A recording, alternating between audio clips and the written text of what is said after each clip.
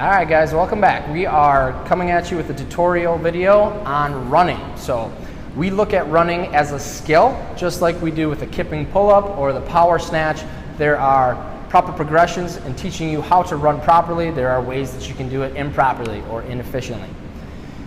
So with the run, like I said, proper ways and improper ways to do it. We're actually going to skip ahead a little bit on you instead of giving you the big, broad, overarching concept of how to run properly. That would be a really long video. We're going to first focus on the most common fault that we see and then give you a drill on how to fix it. The most common fault that I see when I watch runners anywhere and in general is what we call the heel strike. The heel strike is, as a foot comes down into contact with the ground, the first part of your foot that makes contact with the ground is the heel. The issue with this is there is zero shock absorption whatsoever in the heel to absorb any of the force as you land on the ground.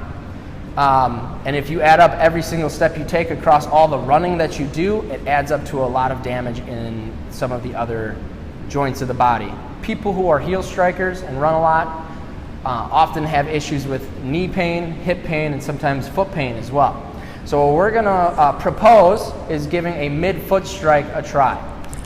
So the mid-foot strike is going to be more the ball of the foot making contact with the ground. The heel will touch the ground, make contact or kiss the ground, we'll call it, but it's not hitting first. That way we're activating the calf and ankle joint to act as more of a shock absorption in the running stride. So the drill to fix the heel strike is called the pogo hop, and we're going to add a fall or a lean later. So using our 10-meter marked lines, I'm just going to set up at my start line with my toes on the line. I'm going to get in the basic pose position.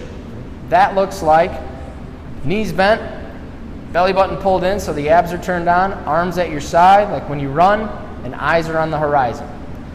So from here, again, pogo hop is just like jumping rope. So hopping up and down, in place, shoulders stacked over the ankles.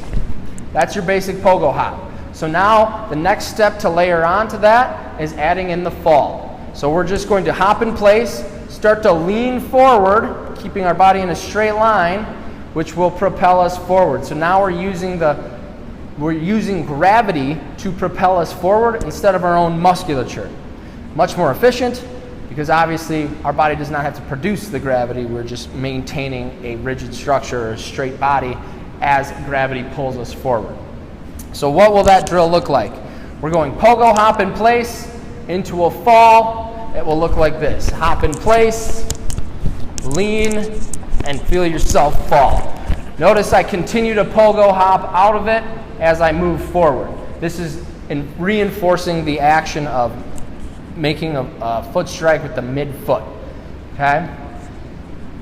Okay, so layering that on, feeling the fall. All right, so what we're going to do is hop in place as many times as you want. Then we're going to add the fall. You may have felt on the first try when you tried this that you lose control, right? You lean too much eventually. So the way to come out of that is simply to jog it out. So that's the next part of this drill. So we're going to fall. We're going to hop in place. We're going to fall when we're ready, and when we feel ourselves start to lose control, we simply jog out. It's important to obviously note that as you jog out of that fall in place, to be focused on what part of your foot is making contact with the ground. Try to maintain that mid-foot to ball of the foot contact with the ground, as well as trying to kiss the heel to the ground so that we're deloading the calf and your calves aren't blowing up. So a side note on this drill, or when you start to incorporate this drill into your running, when you first start doing this, it's going to activate the calf muscle a lot more, okay? Some people, when they first learn this, end up running solely on their toes. That's fine, guys. It's part of the process. We'll then teach you how to make sure that heel is kissing the ground each time so that we're deloading the calf for a bit. And a lot of you guys, if you're heel strikers, you don't really use your calf a lot when you're running, so it's going to be a lot more sore or tender in general just because you're not used to using it as much as you now are. It's okay. Don't freak out.